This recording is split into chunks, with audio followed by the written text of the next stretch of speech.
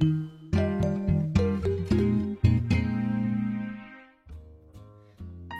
et bienvenue dans cette nouvelle vidéo qui est, comme le titre vous l'a indiqué, un hors-série. Et dans cette vidéo, je vais vous montrer les différentes couleurs complémentaires, tertiaires aussi, et les ombres avec lesquelles on peut jouer avec l'aquarelle pour les rendre plus intéressantes. Donc j'ai déjà préparé 2 feuilles. Donc là, vous avez vu, j'ai couleur primaire, complémentaire, couleur chaude, couleur froide et la roue chromatique. Et on va regarder ensemble comment on peut jouer justement avec ces différentes teintes au niveau de leur valeur et aussi au niveau de la teinte chaude ou froide et sur la complémentarité des couleurs pour faire ressortir les teintes. Tout ça vient d'un commentaire que j'ai reçu sous mon avant-dernière vidéo où je vous parlais du fait que y a des petits tips à savoir en art, en peinture notamment, ou même quand on utilise de la couleur, ou même du noir et blanc. En tout cas, c'est des choses à savoir au niveau des couleurs. Alors je fais un petit disclaimer, déjà là dès le début, je suis pas une professionnelle, pas du tout. Je suis là, j'apprends aussi avec vous. C'est juste que j'avais vu ça il y a quelque temps, le fait qu'on pouvait faire des ombres intéressantes avec les couleurs complémentaires. Et du coup, c'est pour ça que j'ai envie de le partager avec vous.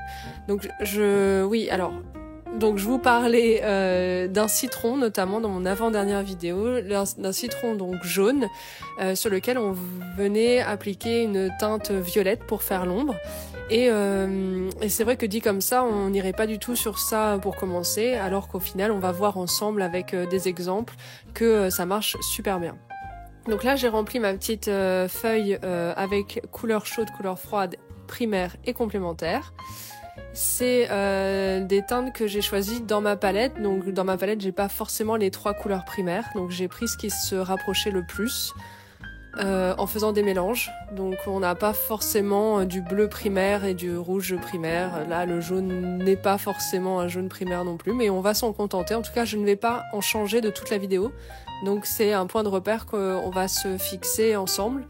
Et donc là, le triangle du milieu, ce seront les 3 couleurs primaires. Comment on différencie une couleur primaire des autres? Tout simplement, c'est une couleur qu'on ne peut pas obtenir à partir d'autres couleurs. Par exemple, le rouge, si vous deviez fabriquer du rouge et que vous n'en avez pas dans votre palette, ce serait impossible. Alors que si vous deviez fabriquer du orange et que vous avez du rouge et du jaune, c'est largement possible. C'est comme ça qu'on crée du orange. Donc le rouge n'est pas possible en tout cas à créer avec d'autres couleurs, le jaune également. Et même si vous pensez par exemple, si je prends du marron et que j'ajoute peut-être du jaune, du blanc, non, ça donnerait du beige. Et pour le rouge, si on prend pareil des autres teintes, ça donnerait d'autres teintes tout simplement. Donc c'est pas possible d'obtenir ces couleurs autrement que en les ayant déjà de base dans les palettes. C'est pour ça que parfois des palettes très limitées avec 4 teintes, si je puis dire, le blanc, le jaune, le rouge et le bleu permettent de faire une multitude de couleurs. À l'aquarelle, le blanc on évite. Le blanc et le noir, on évite les deux teintes là, mais on peut s'en sortir très bien avec juste du blanc, du bleu, du rouge et du jaune. Et donc voilà, comment on fait pour savoir quelles sont les couleurs primaires en peinture? C'est comme ça, c'est des pigments qu'on ne peut pas avoir autrement que en les ayant, en les achetant. Ensuite, les couleurs complémentaires, ce sont les couleurs qu'on obtient en mélangeant 2 teintes parmi les 3 couleurs primaires.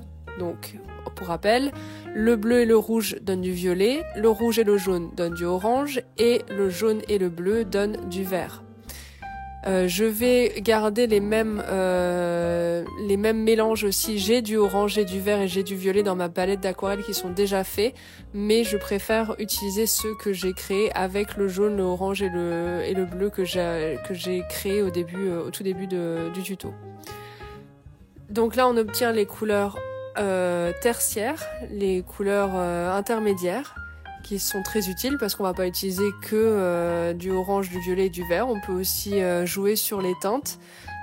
Plus dans le mélange on va ajouter, plus par exemple là pour le indigo, plus on va rajouter de bleu, ou plus on va ajouter de violet, ça va changer la teinte de notre couleur intermédiaire. On pourrait encore subdiviser ces petits quartiers, mais déjà avec toutes ces teintes-là, on arrive à faire des choses très jolies.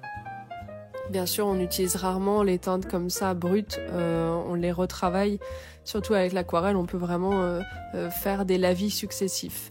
Donc là, tout ce qui est à gauche de la sphère du rond, c'est des couleurs froides, ce sont des couleurs froides, et à droite, des couleurs chaudes. Donc c'est vraiment, on peut séparer en deux le cercle. Donc on a toutes ces couleurs froides ici sur la droite, le violet y compris, et à gauche, on a le pourpre et le jaune aux deux extrémités. Donc on va passer à la feuille d'exercice, si je puis dire. Donc j'ai tracé à main levée des cubes en 3D avec 3 faces et la lumière arrivant en haut à gauche. Donc la face en haut sera la plus éclairée et on va comme ça monter en valeur. On va monter en puissance, on va dire, on va obscurcir cette couleur, non pas à l'aide du noir, je vous rappelle, on n'utilisera pas le noir, sauf pour un contre-exemple à la fin de la vidéo. Mais on va, là je vais choisir dans ma palette, là je n'ai pas fait forcément de mélange, mais j'ai choisi dans ma palette des teintes qui me semblaient être une valeur au-dessus de mon jaune. Et on va mettre ça en pratique avec le premier citron. Donc, vous voyez, la première ligne, on a un citron, une myrtille et une tomate. C'est ce que j'ai trouvé de plus jaune, bleu et rouge. J'aurais pu choisir d'autres fruits et légumes, mais pour la myrtille, c'était compliqué, un fruit bleu. Mais on va donc commencer par le citron, celui dont je vous avais parlé en vidéo. Je voulais rester cohérente sur le thème, sur l'exemple du citron. Et donc là, je refais la même chose, j'ai les mêmes teintes, je choisis exactement les mêmes teintes que sur le cube en haut. Et on va faire une ombre dite un peu basique finalement, c'est ce sur quoi on va aller en première intention. C'est ce que je fais de temps en temps, même quasiment tout le temps finalement dans mes illustrations. On va voir qu'il y a mieux, il y a plus intéressant, alors c'est déjà très bien, on ressent quand même l'ombre et la lumière, on sent le volume dans le citron, mais vous allez voir les deux citrons d'en dessous vont être différents. Alors en faisant ces techniques-là, je dis pas qu'une technique est mieux qu'une autre, on va voir que les 3 lignes vont être bien. C'est juste qu'il y a des choses qui potentiellement peuvent amener plus de choses intéressantes dans le dessin. Donc là, on passe au cube bleu. Et pour le bleu, vous allez voir le bleu... vous voyez le bleu clair, là, c'est un bleu vraiment très clair pour le coup. J'aurais dû peut-être partir d'un bleu un peu plus foncé que ça. Mais on va s'en contenter, on va travailler avec ce bleu. C'était le bleu que j'ai choisi même dans ma roue chromatique, donc je ne l'ai pas touché. C'est vrai qu'il paraît un peu plus vibrant, un peu plus... très très très bleu clair, mais c'est pas grave, on peut quand même travailler avec, on peut même partir de teintes qui sont pas bonnes du tout, mais tant qu'on monte bien en valeur, c'est pas grave, si on reste dans les mêmes tons, on va dire. Et donc toujours avec l'aquarelle, ce qui est compliqué, c'est que quand on applique l'aquarelle, les pigments, quand ils sont pas secs, quand ils sont encore mouillés et qu'on les applique surtout quand c'est encore une surface mouillée, ça peut faire peur. Ça fait une grosse tache, les ombres ça bave, et en fait il faut attendre, il faut être patient, il faut croire au processus. Il faut que les pigments se posent sur le papier. Donc là, la myrtille, vous pouvez la voir là, les pigments se sont reposés sur le papier et on voit que c'est moins vibrant que ce que ça a été il y a quelques secondes. Le troisième cube, donc le cube rouge, et là j'ai eu un peu plus de mal à différencier les 3 teintes de rouge. Vous pouvez voir que la différence n'est pas très nette entre la première face et la deuxième, alors que dans le cube jaune par exemple, on le voit plutôt bien. Je trouve que des 3, c'est celui qui ressort le mieux, celui qui est le plus cohérent du coup. Mais on peut réussir à travailler, même si c'est subtil, ça se voit quand même, ça fait une petite différence quand même. Vous voyez déjà pour la myrtille, je trouve que on sent qu'il manque quelque chose. C'est un peu plat. On le sent hein, que l'objet ne ressort pas de la feuille. C'est un peu comme si même j'avais fait un glacis par-dessus blanc. Ça manque de vie. C'est déjà bien, mais on peut améliorer les choses. Donc pour le dernier fruit, c'est une tomate bien rouge pour le coup. Et là, pareil, je mets mon premier rouge, le rouge intermédiaire, et dans la partie plus à droite, en bas à droite, on passe sur le rouge le plus foncé, rouge marronné, rouge bordeaux. Et toujours bien ne pas attendre hein, que la couleur sèche pour faire une ombre plus lavée, on va dire, qui est floutée naturellement. Toujours travailler sur du mouillé.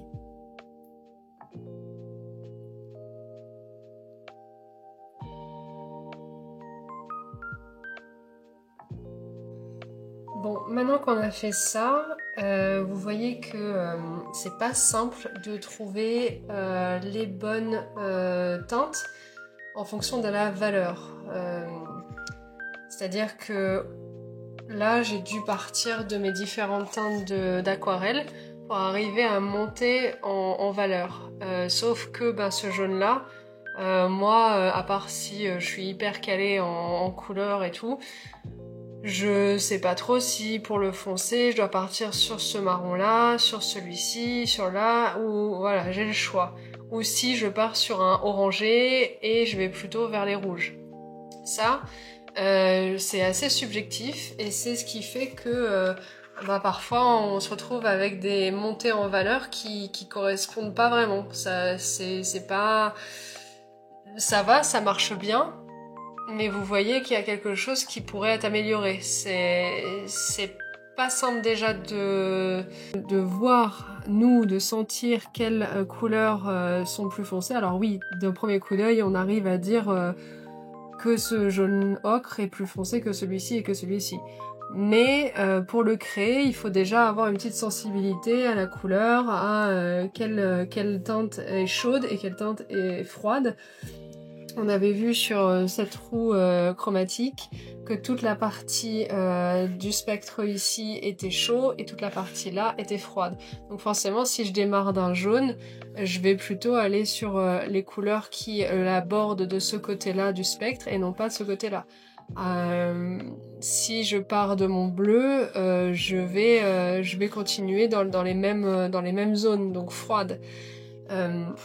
Ça n'aurait aucun sens, là, pour la montée en valeur, que je monte sur un vert ou sur un bleu. Ça n'a pas de sens. Donc oui, dans une certaine manière, c'est ce qu'on a envie de faire dès le début. On a envie de faire une ombre plus foncée que la couleur d'origine de l'objet. Donc si mon objet est jaune, je veux... un premier réflexe, on va dire ce qu'on apprend plus ou moins quand on est enfant, en tant qu'instinctivement, c'est de monter en valeur avec une couleur plus foncée que la couleur qu'on a utilisée à la base. Ce qui est donc pas mauvais, vous voyez, le résultat est pas horrible, mais on peut mieux faire. Chose, par contre, qui est un peu... pas à bannir, mais qui est vraiment pas terrible, c'est de foncer l'ombre avec le noir. Moi j'ai un noir ici, pour le coup ça faisait longtemps que j'avais pas utilisé ma palette et je me suis rendu compte qu'il est très utilisé et je pense que ça date de mes débuts à l'aquarelle où je savais pas utiliser trop bien encore le côté ombre colorée et du coup j'utilisais pas mal le noir pour foncer. Sauf que foncer une couleur au noir, on va faire le test à la fin de la vidéo. Vous allez voir, c'est pas une très bonne idée, ça rend vraiment les couleurs sales. Et c'est dommage, au même titre que le blanc blanchit forcément, mais aussi ternit beaucoup les couleurs et met un voile sur la couleur.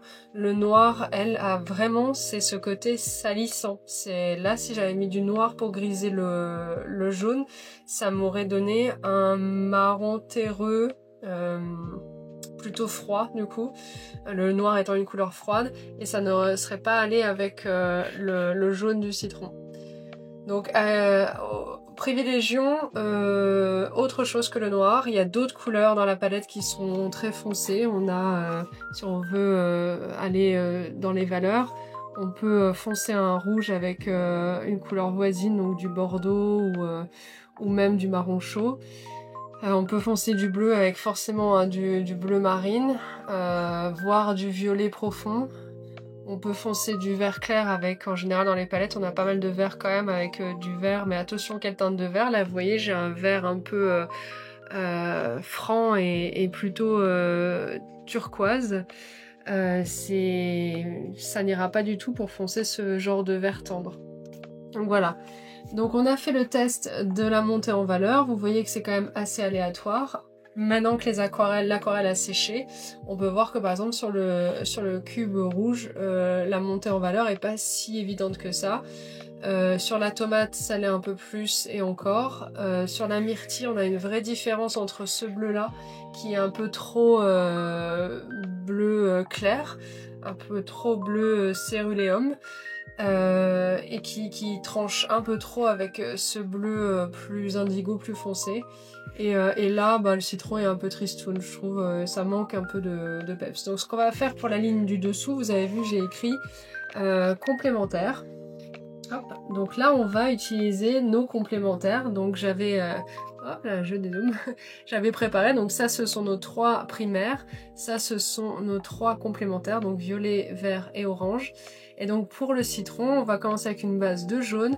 Et là, important pour la technique de l'aquarelle, on va d'abord mettre un lavis jaune. On va pas attendre que ça sèche, comme pour là, hein, parce que sinon ça fait trop des ombres trop dures.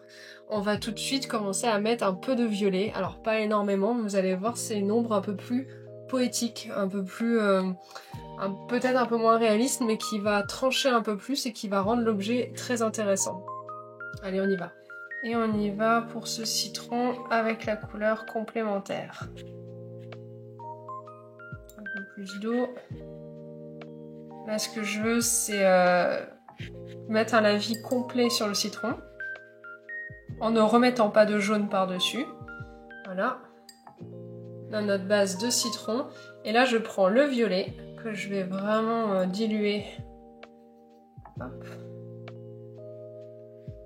Et aller sur la zone à foncer.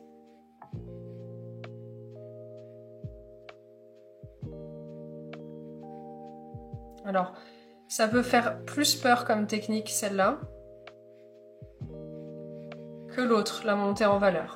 Ça peut faire peur au premier coup d'œil, on a l'impression qu'on va vraiment rater son dessin. Vous allez voir, c'est pas le cas. Hop là. On peut venir adoucir... Et là, vous voyez, tout de suite, c'est plus intéressant. C'est ça... Alors, aussi, le jaune est un peu plus puissant que là, mais c'est pas grave. C'est pas grave parce que dans les teintes, on est pas mal quand même, on arrive à se rendre compte quand même de la grosse différence. Donc là, mon violet commence à sécher un petit peu. Vous allez voir, ça va s'harmoniser un peu. Donc là, c'est bientôt sec. Et sans avoir fait énormément de choses et en n'ayant pas fait tout ce dégradé compliqué, je pourrais aller plus loin sur ce citron-là. Mais déjà, avec une première couche, ça c'est notre base de travail, on va dire, on a un contraste intéressant. Donc la lumière vient toujours de ce côté-là. Et là, si je rajoutais une ombre portée, on verra ça peut-être après, l'ombre portée, c'est pas la même chose encore que l'ombre des objets. Ça c'est intéressant. Je sais pas si vous voyez du coup ce que je vous disais dans l'avant-dernière vidéo. C'est vraiment inattendu. On n'irait pas du tout chercher du violet sur un citron jaune. Et pourtant, c'est pas mal. Vous voyez, plus on s'éloigne, plus on arrive à voir ce qui va et ce qui va pas. Là, bien sûr, c'est très tranché d'un coup. Ce qui aiderait pour que ce soit moins visuellement contrasté.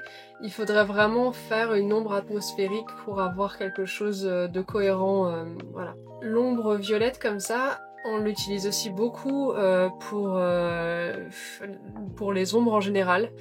Souvent, quand vous regardez autour de vous, là, vous voyez qu'il y a plein d'ombres. Il y a des ombres partout, les objets font des ombres. Et souvent, ce qui peut être compliqué, c'est de percevoir de quelle couleur est cette ombre. On a toujours tendance, comme je vous disais, à penser que c'est une couleur plus foncée que l'objet lui-même. Or, c'est faux. Par exemple, ici, on a une ombre, là, sur ma feuille. Certes, la nappe est ocre, donc on a tendance à penser que c'est un brun chaud. Pas forcément, parce que la lumière ambiante est de jour, et donc elle est légèrement jaune. Alors il a plu des cordes et il fait pas très très beau actuellement, mais la lumière n'est pas bleutée, elle est un peu jaune. Et donc l'ombre là, malgré tout, elle tire sur le violet. Forcément. Donc vu que c'est un... Là il faut prendre aussi en compte la couleur de la nappe, donc c'est un ocre chaud. L'ombre portée de la lumière solaire, donc jaune, c'est du violet. Donc là, on a un mix un peu neutre de marron-violet. Voilà. Donc ça, il faut s'entraîner peut-être à regarder, à voir, à percevoir cette couleur-là. Quand on a par contre des couleurs ambiantes néon, par exemple, très blanc-froid, qui tirent vers le bleu-gris, on aura tendance à avoir une ombre un peu plus... orangé, jaune orangé. Pour contraster plus. Si j'avais une couleur, une pièce éclairée par un néon bleu, blanc-bleu, froide, en tout cas la lumière froide, on n'aurait pas du tout, enfin on n'aurait pas une ombre franchement noire ou franchement grise. On aurait quelque chose, un mélange d'orangé et brun-gris, un gris coloré comme on les appelle.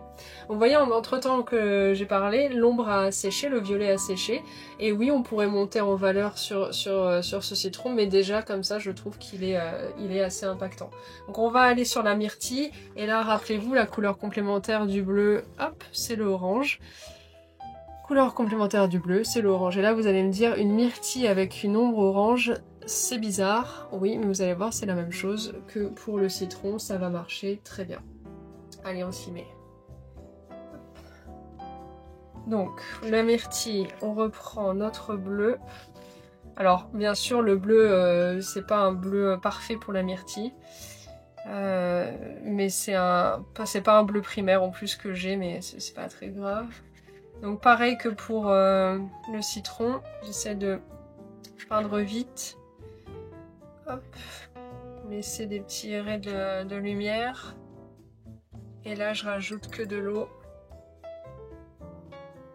Hop, hop, hop. Voilà. Ce qu'on va faire, c'est qu'on va essayer d'estomper un peu ici. Voilà. Hop, et je bascule sur mon orange.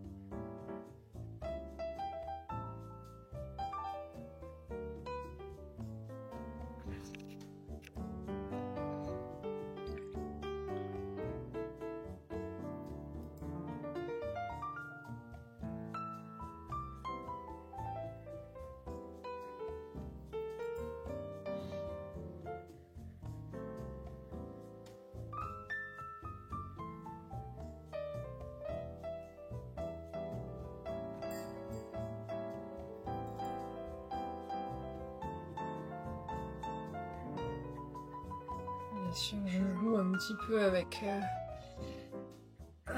le orange et le bleu pour que ce soit un peu moins tranché. Ça demande une technique, ça demande un entraînement, c'est sûr. Mais c'est très marrant à faire, honnêtement. Je trouve que c'est plus sympa à faire dans ce sens-là, comme ça, que comme ça. C'est plus le plaisir du dessin de faire ça que... Enfin, je sais pas, on s'amuse plus avec les couleurs en faisant cette technique-là, je trouve, que l'autre. que la montée en valeur. C'est un peu moins naturel, mais c'est sympa, c'est très sympa. Je dézoome, j'enlève, pour qu'on arrive à voir, vous voyez comment le violet est totalement moins impressionnant maintenant qu'il est comme ça.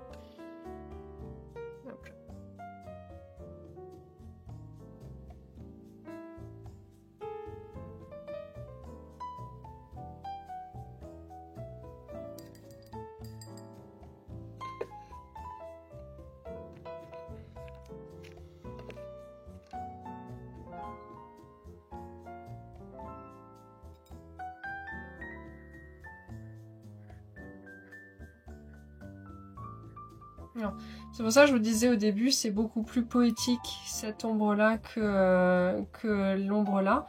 C'est parce que ça emmène dans une réalité où c'est une ambiance tout de suite.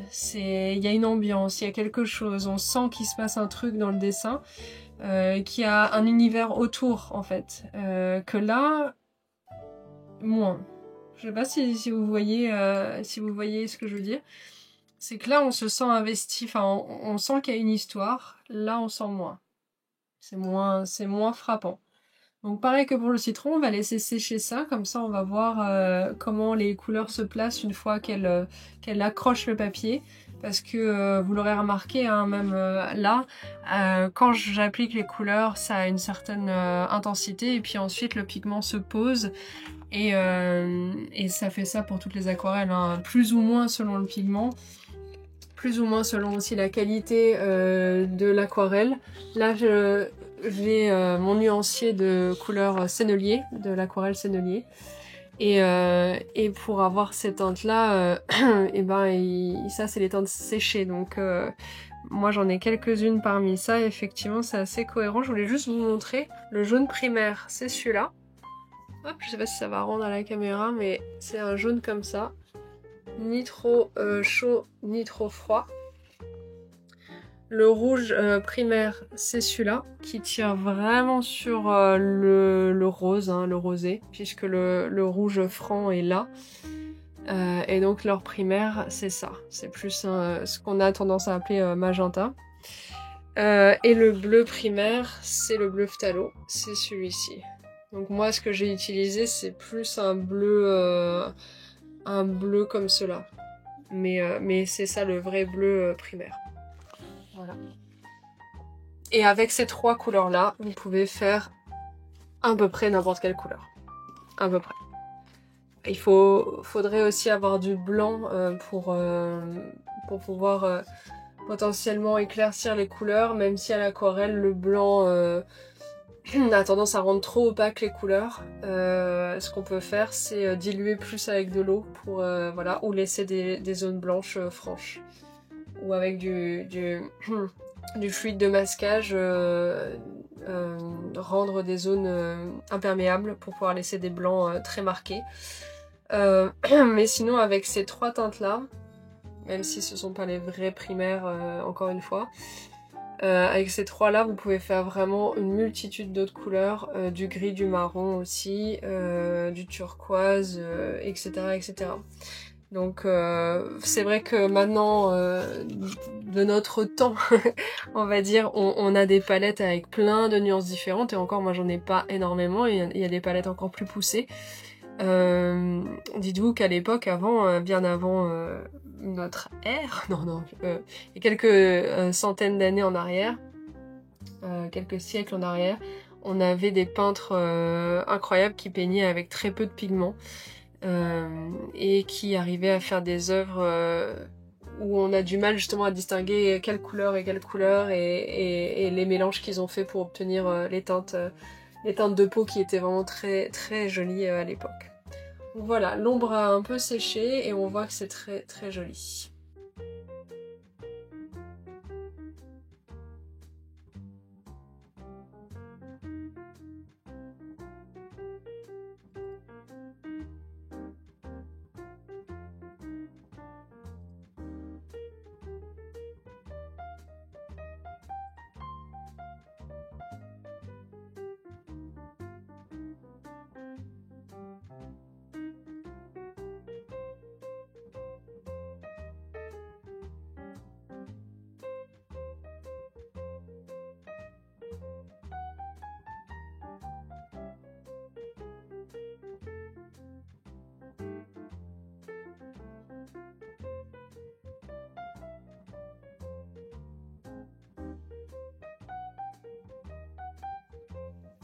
Donc voilà la tomate, je trouve qu'elle rend super bien. Alors oui, c'est très vert, mais en même temps ça se complémente vraiment bien, ça ressort super bien.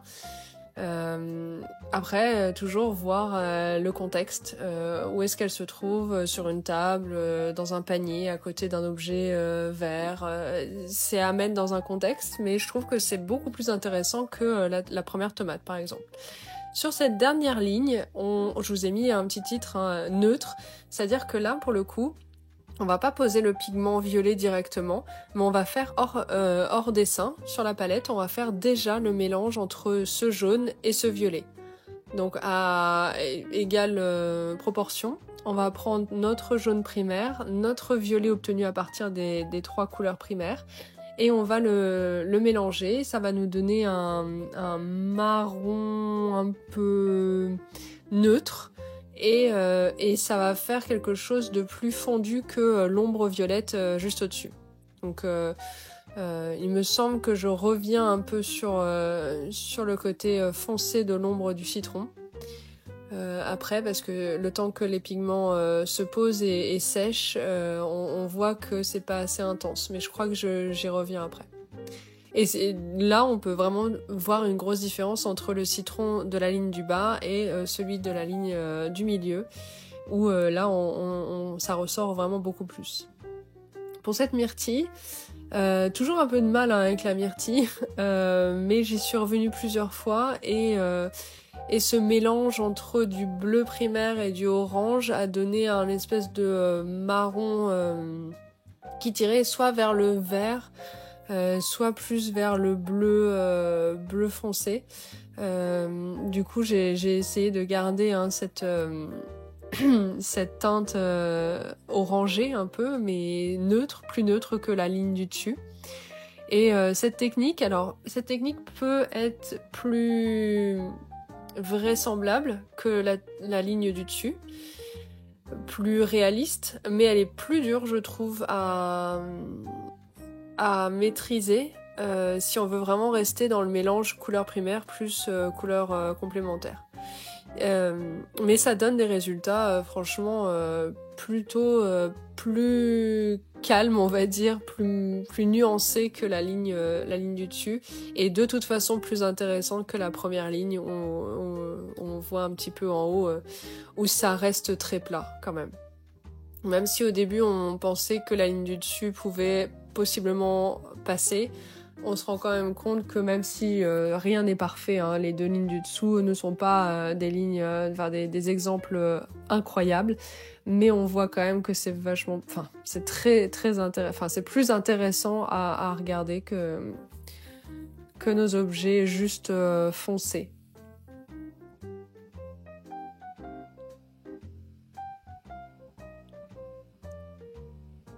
Donc là, par exemple, pour la tomate, j'ai eu du mal à poser le pigment marron, tout simplement parce que j'avais pas laissé sécher suffisamment, donc en fait ça filait. Et là, j'ai coupé parce qu'il y avait plus de batterie. Et là, maintenant que c'est sec, c'est plus intéressant, ça a plutôt bien marché. Là, je voulais vous faire le contre-exemple de ce que je vous disais au début, utiliser du noir pour faire une ombre. C'est ce que, en général, les enfants font, hein, naturellement, quand on se dit qu'un objet est plus foncé, on veut, notre esprit pense tout de suite à ajouter une couleur très foncée, donc du noir, qui est plutôt neutre, on va dire, plutôt froid quand même. Donc ça marche très peu sur les objets très vifs et très chauds. Donc mon citron, il est grisé, il est tristouné. N'ayez pas peur, encore une fois, hein, le pigment noir en aquarelle comme ça peut paraître vraiment très foncé d'un coup et on pense avoir raté le dessin. En aquarelle, ce qui est sympa, c'est que tant que c'est pas sec, on peut quand même revenir dessus. Là, par exemple, vous voyez, j'ai laissé sécher et j'ai mis du noir qui n'était pas suffisamment délayé dans de l'eau. Et on voit que c'est très tranché. Donc là, j'ai rajouté de l'eau tout de suite. J'ai voulu refoncer pour remontrer un petit peu le volume de l'objet, enfin du fruit. Mais malgré tout, c'est sale, hein. Enfin, vous voyez, c'est pas facile à gérer. Ça fait pas une belle transition. Et ça donne un côté grisé qui est pas heureux. Donc dans une palette d'aquarelle, si vous n'avez pas de noir, c'est très bien. Honnêtement, c'est très bien. de blanc, le blanc c'est bien parce que parfois c'est vrai qu'on a envie de, par exemple, d'avoir un rose un peu plus pâle, mais il faut pas oublier que c'est pas de l'aquarelle mais c'est de la gouache, donc forcément c'est un peu, ce sera opaque. Ça rend la couleur un peu opaque. Donc ça fait un petit voile gris-blanc. Donc voilà les 3 tomates par rapport à la tomate foncée avec du noir. Donc là, c'est quand même plus intéressant à gauche. Et encore une fois, plus intéressant à gauche. Il n'y a pas photo. En tout cas, j'espère que cette petite vidéo conseils, tips, observation et peut-être apprentissage d'une nouvelle façon de faire vous aura plu. Ça change un peu de ce que je fais d'habitude. J'ai beaucoup aimé. Un peu de pression par rapport aux autres vidéos parce que c'est de l'apprentissage et c'est montrer comment faire. Je ne suis pas une professionnelle encore une fois. Mais j'espère que tout ça vous aura plu et nous on se retrouve la semaine prochaine pour peut-être un avancement sur les mules au pain. Ciao!